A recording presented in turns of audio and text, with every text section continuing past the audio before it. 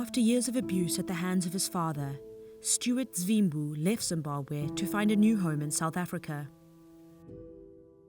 So we've never had a relationship with my father, and so that affected me like to a point that I just lost any kind of feelings inside of me.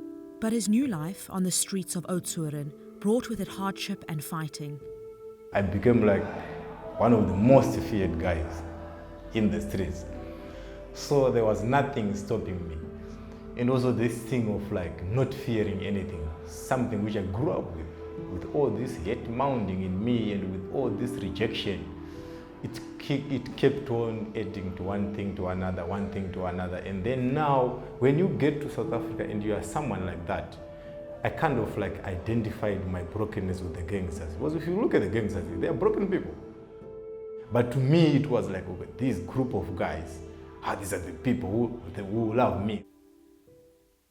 Stewart finally turned his life around and found new meaning in the martial arts.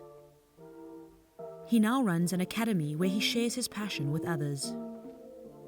Jiu-jitsu, I can say it changed my life in so many ways.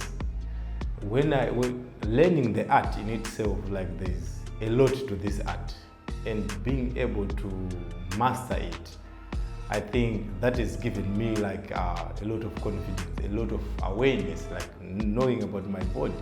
And also the idea of teaching someone who doesn't know anything from scratch and to see them mastering this art, I think to me, it has just given me like a new hope. Like this is like my new home away from home. So this academy is, for me, it's everything.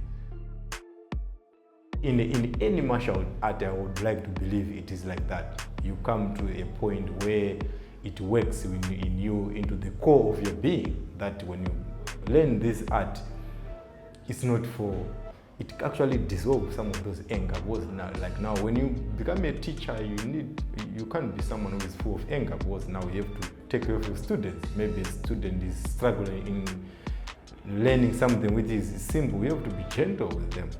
And there's jiu-jitsu being a gentle art, it just it just adds to that.